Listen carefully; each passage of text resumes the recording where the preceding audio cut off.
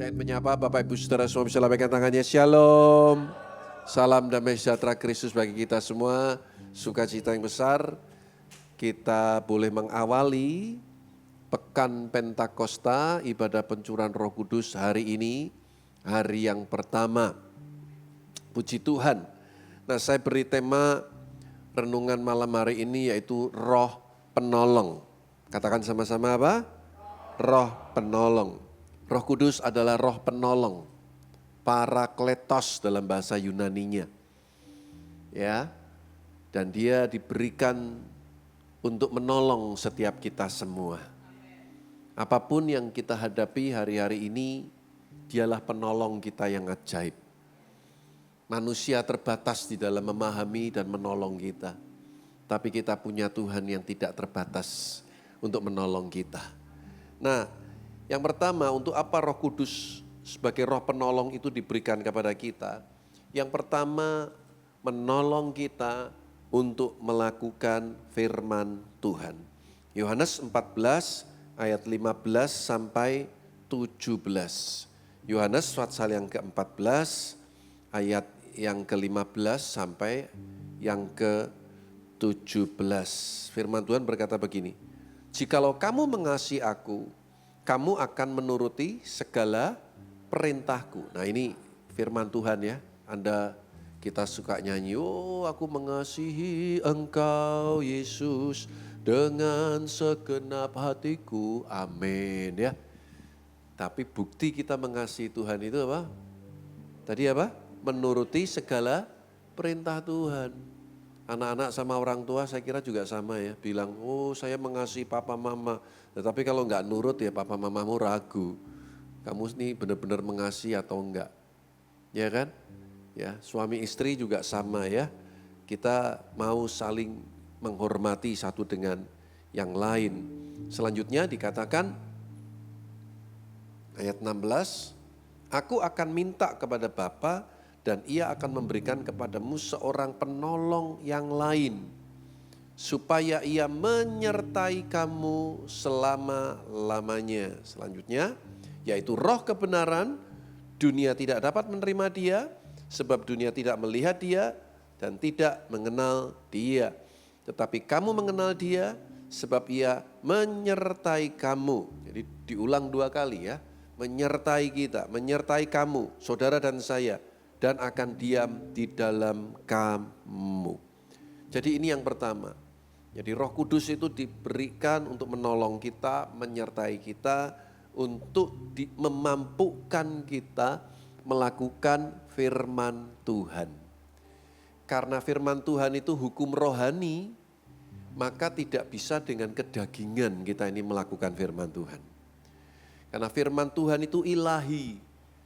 Maka yang tahu betul-betul apa maksud Tuhan, ya Roh Allah sendiri. Yang paling tahu apa isi hati saya, pikiran saya, kan ya diri saya sendiri dong. Ya, orang mungkin punya indera keenam katanya ya, bisa membaca orang, pikiran orang.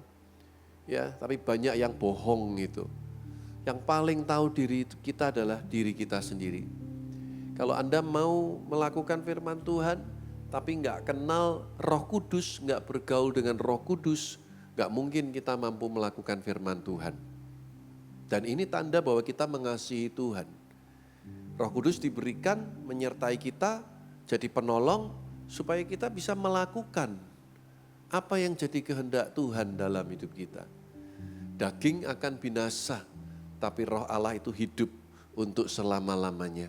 Perbuatan daging sudah nyata, ya, perzinahan, percabulan, amarah, dengki, percideraan, ya, penyembahan berhala, dan macam-macam. Gak mungkin itu bisa menyenangkan hati Tuhan. Gak mungkin, saudaraku. Tapi kalau kita ada Roh Kudus, maka kita percaya, saudaraku, kita dimampukan melakukan apa yang jadi kehendak Tuhan dalam kehidupan kita. Ya, banyak ya ayat-ayat firman Tuhan yang mengajarkan kita untuk kita melakukan apa yang jadi kehendak Tuhan.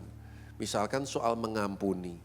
Ya, kalau dengan natur kita manusia, waduh, kalau udah disakiti itu rasanya, muangkelnya nggak karu-karuan. Tapi firman Tuhan mengajar kita untuk mengampuni. mengajar kita untuk mengampuni. Ya memang sakit, melakukan firman Tuhan itu daging ini kadang sakit, saudara. Tapi belajar kita ini tidak membalas kejahatan dengan kejahatan. Belajar untuk kita ini bisa mengampuni orang yang bersalah kepada kita. Amin, saudara.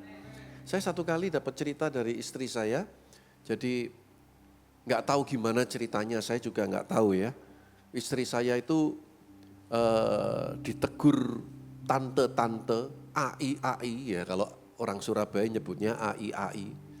Ya itu di pasar Selomas dulu. Dia tuh cerita waktu kita sudah di rumah. Jadi Bu Vera tuh cerita, kok tadi aku diparani tante yang jual, ya gitu ya. Enggak saya sebut lah ya, nanti yang tinggal di Tanah Mas langsung dicari, mana tante tuh, mana gitu. Enggak usah ya. Si tante tuh marah kok sama aku. Katanya aku belum bayar, berapa 30.000 atau berapa. Hah? Aku enggak merasa utang apa-apa, aku enggak merasa kurang bayar. Tapi seandainya kurang pun ngomong baik-baik kan bisa toh. Tak bayar, wong cuman 30.000. Nah mosok, coba diingat-ingat. Nah aku nggak ngerti. Aku merasa kalau belanja di situ yang bayar. Ya, sekali lagi ya bukan kita nyepelekan ya saudaraku. Uang 30.000 ya puji Tuhan lah ya, kita bisa lah ya saudara ya. Dan kalau kita berniat jahat, nggak mau bayar, nah uang cuma 30.000 kok, mempertaruhkan martabatnya Bu Gem, ya kan saudaraku. Yang malu kan Pak Gemnya juga saudara, betul gak? Mosok aku dimarahi, tante nih ngomong di pasar gitu. Saya tuh ya gemerget tuh saudaraku. Saya tahu yang dimaksud saudaraku. Lah wong saya ini ya belusuan pasar kok saudaraku. Anda mau tanya harga Brambang, Lombok, saya tahu saudaraku ya, telur ya. Wong saya minggu itu Pak Gem, hari Senin sampai Sabtu kan tukang belanjan. Ya saudara ya. Nah saya itu muangkel saudara. Setiap kali setelah kejadian itu, setiap kali saya ke pasar gitu ya. Wah gila tante iki, buencetno nih. Duit 30.000 tok ayo cek kemuaki nih rak karuan. Ora blonjo nggonmu ya ora pateken gitu saya. Saya ini jengkel sudah. Marah-marah cuma uang 30.000 kan malu sudah. Tapi ya sudahlah gitu ya sudah. Saya pikir ya udahlah. Memang jadi pelaku firman Tuhan tuh nggak mudah saudara. Jangan bilang jadi pelaku firman Tuhan tuh gampang. Ya, memang harus disangkal saudaraku. Yang namanya pikul salib, sangkal diri itu nggak gampang daging ini saudaraku. Kita masih punya emosi, kita masih darah dan koyor. Ya kan, masih ada rempelo hati. Saudara, tapi kita diingatkan terus. Kalau engkau mengasihi aku, engkau menuruti perintahku. Kita ini kadang dilema saudara. Mau nuruti emosi tapi terus ingat firman Tuhan ini. Roh Kudus itu kan mengingatkan kita. Ayo. Kuasai diri, ayo. Sabar. Ya, jangan buka celah. Jangan kasih kesempatan sama iblis. Ya. Saudara, itulah kehidupan kita sebagai orang percaya. Keselamatan itu gratis, saudara.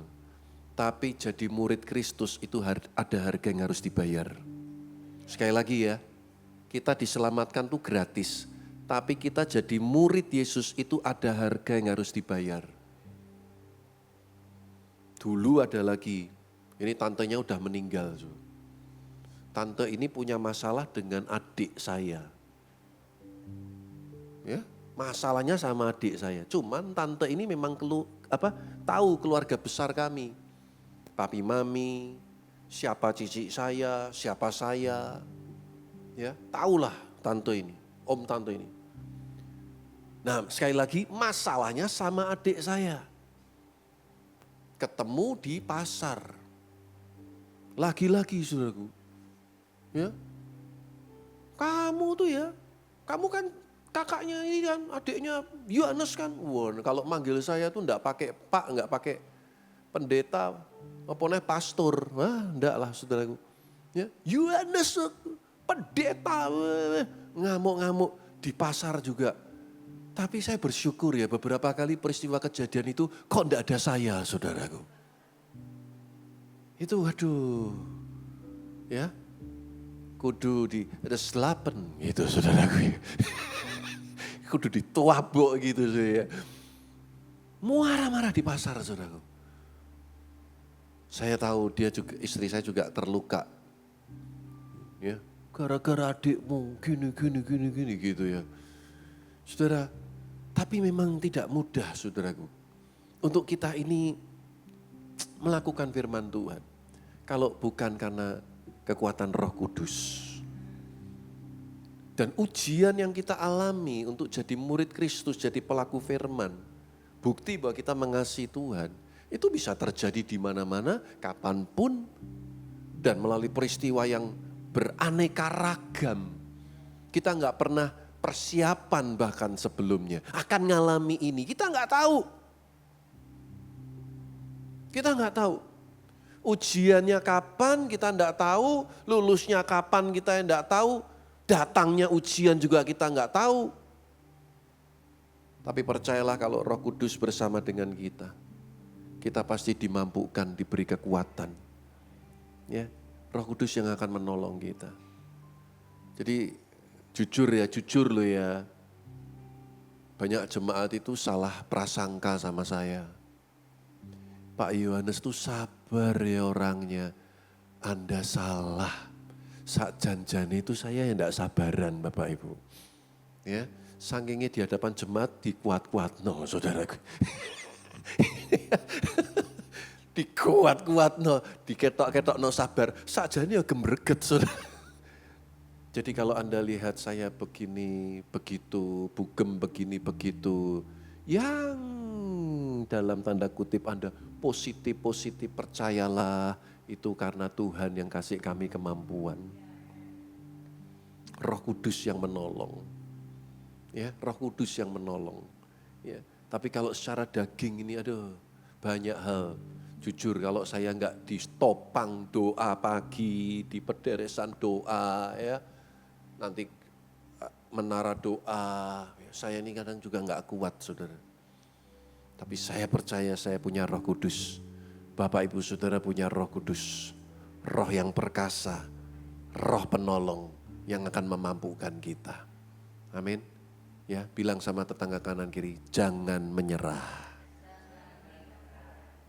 Ya, terus tonggone, tadi kan ngomong sama tetangganya, ya, tonggone balik, kowe yo, gitu. Ngomong aja. Ojo ngomongnya aku tok, jangan menyerah. Lho kowe iki ojo nyerah. Ya, sama-samalah saudara. Ya, saudara mendoakan saya juga mendoakan Bapak Ibu Saudara semua. Ya, kita saling mendoakan. Di sini enggak ada yang Superman. Enggak ada Superman. Ya, yang ada super tim. Setuju enggak? Enggak ada Superman. Saya ini kalau enggak didukung tim pelayanan yang solid di tempat ini, di pederesan, saya juga enggak bisa saudara. Lakukan banyak pelayanan di gereja ini. Pelayanan kematian, pelayanan konseling, dan lain-lain saudara. Yang kedua saudara, percayalah bahwa Roh Kudus itu diberikan untuk menolong kita supaya bisa bersaksi tentang Yesus. Yohanes 15 ayat 26. Yohanes 15 ayat 26. Apa kata firman Tuhan? Kita baca sama-sama. 2, 3. Jikalau penghibur yang akan kuutus dari Bapa datang, yaitu Roh kebenaran yang keluar dari Bapa, ia akan bersaksi tentang aku. Saya percaya orang yang hidupnya dipenuhi Roh Kudus, kesaksian hidupnya itu selalu fokusnya tentang Tuhan. Sekarang orang Kristen ini enggak loh saudara. Kalau kesaksian itu gitu. Wah aku sekarang sukses, aku diberkati, aku berhasil. Lupa dia. Orang itu bisa attract, orang itu bisa tertarik. Bukan kepada Yesusnya tapi kepada cerita orang itu. Lalu orang bisa seperti dalam tanda kutip seperti terhipnotis, aku pengen seperti dia. Bukan seperti Tuhan, bukan seperti Roh Kudus yang menolong, tapi wah, orang tuh bisa ada orang-orang yang punya karisma yang begitu luar biasa. Dia mungkin punya potensi jadi motivator, inspirator, karburator, bocor, saudaraku. Kalau ngomong itu menyenangkan, menarik, so attracting gitu ya. Orang itu fokus. Lalu orang-orang yang seperti ini kalau enggak jaga hati, dia ingin menguasai orang-orang ini, saudaraku. Untuk kemudian sang pembicara ini yang bisa jadi pendeta, bisa jadi motivator, bisa jadi seorang inspirator. Dia ingin mengikat orang-orang itu supaya bisa mengikuti apa yang dia mau.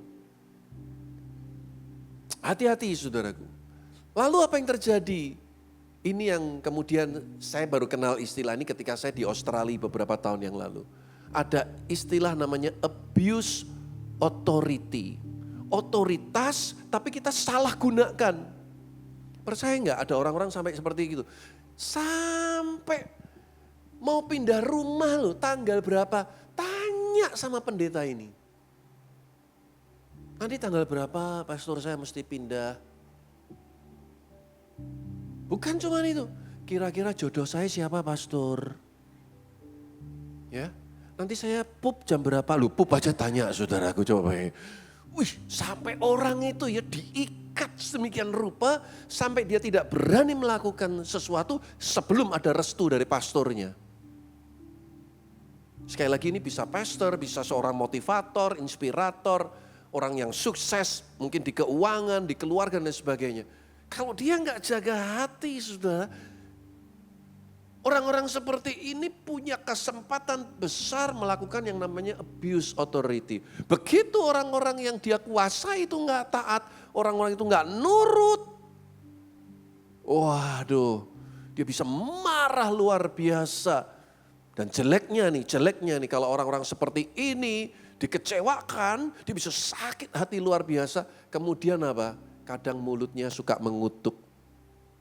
Karena kamu gak nurut perkataanku. Mulai besok kamu jadi cecak kaki 3 gitu kira-kira saudaraku. Wah, kata-katanya tajam. Kata-katanya menyakitkan saudaraku. Orang yang katanya dipenuhi Roh Kudus itu harusnya membawa mereka yang mendengar khotbah, mendengar kesaksian, testimoni itu baliknya kepada Tuhan. Ini Roh Kudus bersaksi tentang aku, akunya Yesus. Amin. Harusnya begitu.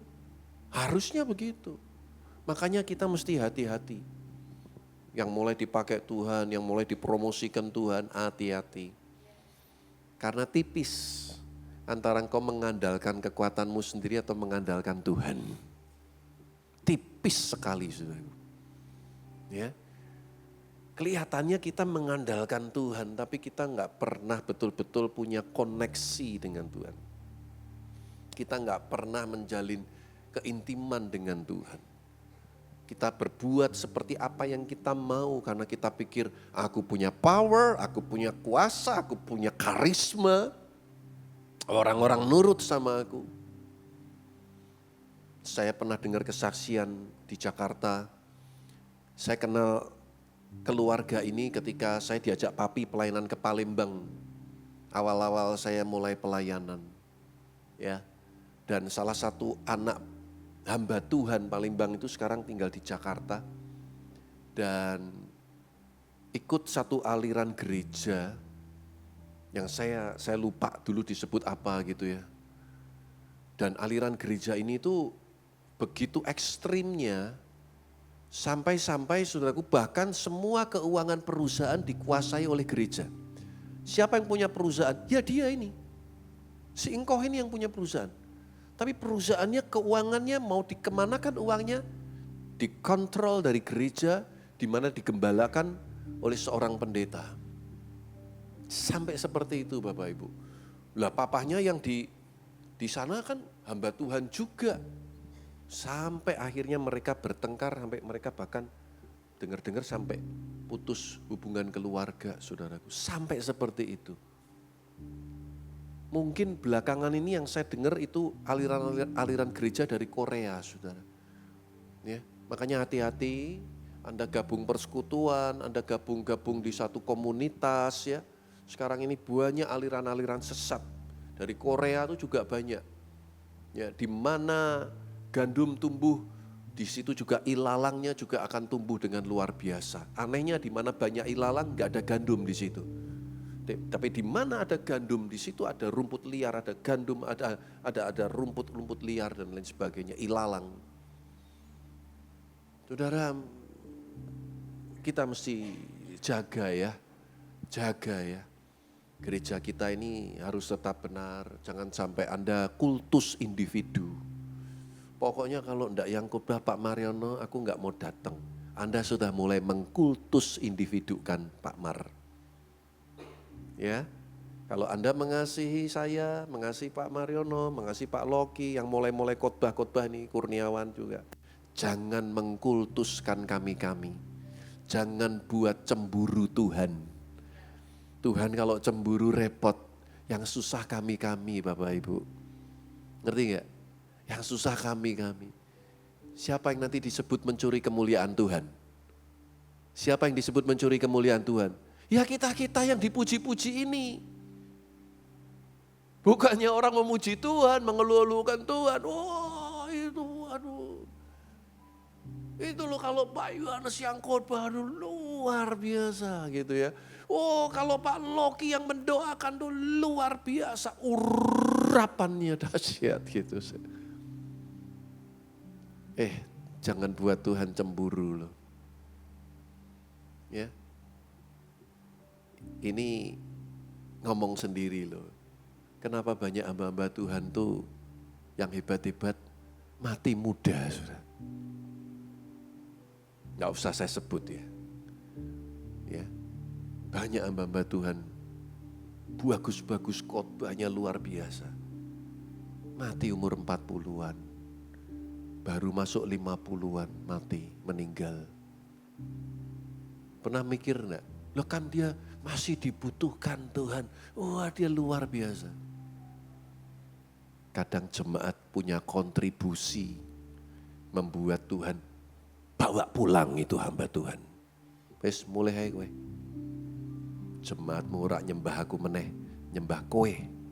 Wah, itu Tuhan kalau udah cemburu gitu, mulai pulang saudaraku. Ya. Sudah ada yang pernah dengar Tuhan berbicara sama kita, mulai gitu? Belum ya, jangan cepet-cepet saudara. Ya. Ada kakek-kakek umur 99 tahun. Masih seger, saudara. Lalu ada orang tanya, kakek apa rahasia kakek umur panjang? Si kakek bilang, ya kalau Tuhan panggil saya pura-pura enggak dengar, gitu katanya. Pura-pura budek. Please, tolong saya. Kalau ada salah juga saya ditegur. Pak Yohanes, saya enggak setuju loh. Bapak kemarin ngomong begitu. Ya, bicara pribadi dengan saya. Saya bukan orang yang untouchable. Enggak bisa disentuh. Jangan takut sama saya. Ya, silakan ada kritikan, masukan. Selama semuanya disampaikan dengan tujuan yang baik. Tentu saya juga perlu berbenah diri. Amin. Ya, kami semua tim pastoral, pelayan-pelayan Tuhan di sini. Ada hal-hal yang kurang ini gimana? Please, jangan segan-segan. Jangan sampai kami ini nanti terlalu jauh, lalu Tuhan kecewa. Tuhan kecewa, nanti yang rugi kita semua. Roh Kudus itu menolong kita supaya kita ini mengerti bahwa kita bersaksi tentang Yesus, Dia yang harus ditinggikan. Dia yang harus dimuliakan. Ya, termasuk semua ya pelayan altar nih. Karena yang kelihatan tuh di depan ini paling bahaya. Siapa Lucifer itu? Pelayan altar. Lucifer itu cikal bakalnya iblis. Itu. Pelayan altar. Gak puas dia cukup jadi pelayan altar. Aku hendak naik menyamai tahtamu. Wah itu. Tuhan buang ke bumi. Karena mereka mau kudeta. Iblis mau, si Lucifer dan anak buahnya mau kudeta di dalam kerajaan sorga. Lalu malaikat Lucifer dibuang ke bumi. Itulah cikal bakalnya setan dan iblis. Yang ketiga, saudaraku, Roh Kudus itu memimpin dalam seluruh kebenaran. Katakan sama-sama apa? Roh Kudus memimpin dalam seluruh kebenaran. Yohanes 16 ayat 13. Firman Tuhan berkata, kita baca sama-sama, 2, 3. Tetapi apabila ia datang, yaitu Roh kebenaran, ia akan memimpin kamu ke dalam seluruh kebenaran. Sebab ia tidak akan berkata-kata dari dirinya sendiri, tetapi segala sesuatu yang didengarnya, itulah yang akan dikatakannya. Dan ia akan memberitakan kepadamu hal-hal yang akan datang. Perhatikan sekali lagi ayat ini ya. Tetapi apabila ia datang, yaitu Roh Kudus. Roh Kudus dikatakan yaitu roh kebenaran. Ia akan memimpin kamu ke dalam seluruh kebenaran. Ini yang sedang Tuhan lakukan ya. Itu yang kita juga rindu selama 6 hari ini. Kita ini masuk dalam seluruh kebenaran-kebenaran Tuhan. Mungkin selama ini kita masih pilih-pilih mana yang suka kita lakukan, mana yang tidak suka ya kita enggak lakukan. Ya, ayo, siapa yang masih begitu? Oh ini, yang ini aku seneng nih ya. Kalau soal khotbah diberkati itu, wah seneng. Tapi begitu khotbah tentang berkorban, pikul salib, sangkal diri, enggak mau datang ke gereja, saudara. Begitu khotbahnya tentang hidup kelimpahan, saudaraku. Wah, sukacitanya luar biasa. Tapi begitu khotbahnya tentang menabur, marah-marah dia. Gereja ngomong duit teh. Saudara, saya ini malah kebalikan. Dulu waktu saya kuliah di Petra, saya tuh bingung, nyari gereja di mana tak cobain gitu ya. Sambil doa yang mana Tuhan. Saya datang ke satu gereja yang gede, saudaraku. Kalau doa malam loh ya. Hari Kamis malam saya datang jam 10, yang datang berapa? 2.000 sampai 2.500. Itu doa malam. Anda terlambat datangnya, duduknya di balkon paling belakang. Ya, dan itu paling menyesakkan buat saya. Dan paling menjengkelkan. Kenapa? Isinya pasangan muda-mudi pacaran, saudaraku. Yang-yangan. Gregetan lah, saya masih single ya. Saya sendirian gitu. Dia datang sih ada beberapa teman-teman.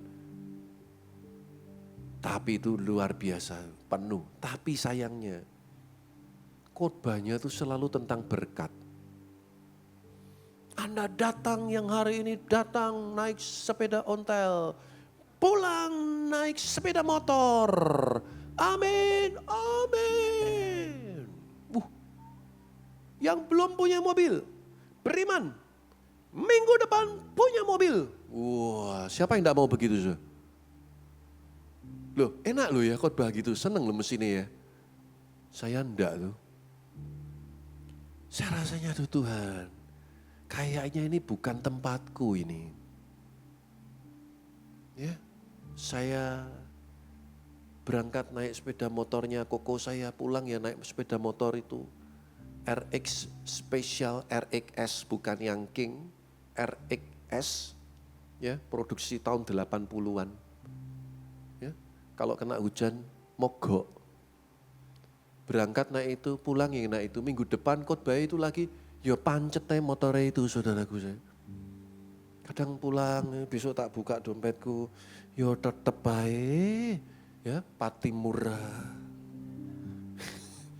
Ya, aduh Tuhan, katanya aku diberkati katanya. Sampai saya datang ke satu gereja, nah ini yang akhirnya saya beribadah di sana. Ketika saya pertama kali masuk, jemaatnya mungkin nggak banyak ya, cuman mungkin sekitar 500-an gitu ya. Ya. Begitu saya masuk itu, ada suara di sini. Kamu di sini, ini rumahmu. Dan sejak itu saya nggak pernah cari-cari gereja lagi. Ya, nanti tanggal 17 Juni gereja itu akan ulang tahun, ya. Gereja MDC. Ya, dulu ada Pak Handono yang baru khotbah, nah itu salah satu stafnya tuh ya. Berapa? 2 minggu lalu ya khotbah di sini ya, di Pederesan yang sore ya. Nah, itu salah satu stafnya. Nah, ini 17 ulang tahun saya datang lagi. Ya, akhirnya saya di sana juga. Saya merasa, loh, lalu apa yang salah dengan tadi khotbah soal diberkati? Enggak salah. Gereja itu memang sedang visinya ke sana. Saya yang enggak tepat aja. Ya. Dan saya sedang mencari sesuatu yang lebih bukan sekedar harta. Tapi satu kepuasan batin yang tidak bisa diberikan oleh dunia ini. Bukan uang. Bukan kekayaan. Teman saya ke kampus tuh mobilnya bagus-bagus. Ya saya naik motor butut gitu aja. Ya. Tapi saya merasa puas ketika saya bisa menemukan satu rumah buat saya. Jemaat gak terlalu banyak. Khotbahnya bukan soal berkat. Tapi soal bayar harga. Jadi murid Kristus. Maka saya aplikasikan itu. Pemuritan dasar kekristenan hidup berjemaat. Ya. Di tempat ini juga di Pederesan. Ikut itu, bagus. Saya dulu belajar itu. Saudara, seluruh kebenaran. Jangan parsial, hanya bagian-bagian tertentu. Ini saya tuh gak bisa tahu jam berapa ya Cipta ya. Saya sudah ngomong berapa lama ini. Ya, udah lama ya kayaknya. Ya. Tapi saya kira cukuplah ya. Jadi Tuhan mau pimpin kita ke dalam seluruh kebenaran. Makanya kita pendeta-pendeta ya, Pak Loki, Pak Mariono, Mr. Kurniawan, kita sudah mulai khotbah. Ya, harus seimbang. Kadang kita ngomong berkat boleh, tapi ada kalanya juga kita ngomong soal pikul salib. Amin. Ada kalanya kita khotbah menghibur. Jemaat seneng, tapi jemaat, halo Hosana. Kalau pas khotbahnya keras juga jangan sakit hati. Baru yang sini amin, di sini enggak depan tok yang amin belakang. Amin, puji Tuhan, oke. Ya, supaya jemaat itu balance, seimbang. Hidup itu harus seimbang. Semua harus seimbang, tidur tepat waktu, berapa jamnya, minimal 7-8 jam, olahraga, makan. Pokoknya kalau Anda bisa hidup menjaga keseimbangan, pasti sehat. Ya, pasti sehat. Nutrisi, kebenaran firman Tuhan ini seimbang belajar. Semua kita pelajari, tapi jangan sampai kita jadi ekstrim, tapi kita mau belajar merendahkan diri, Roh Kudus pasti akan menolong. Ya, sekali lagi saya rangkum, Roh Kudus menolong kita apa? Untuk melakukan firman Tuhan. Yang kedua apa? Untuk supaya kita bisa bersaksi tentang Yesus. Ingat, bukan kesaksian kehebatan kita, bukan kita abuse authority, kemudian kita manfaatkan orang-orang, tapi kita harus bawa mereka datang pada Tuhan. Dan tentunya yang ketiga memimpin kita, Roh Kudus itu memimpin kita dalam seluruh kebenaran. Amin.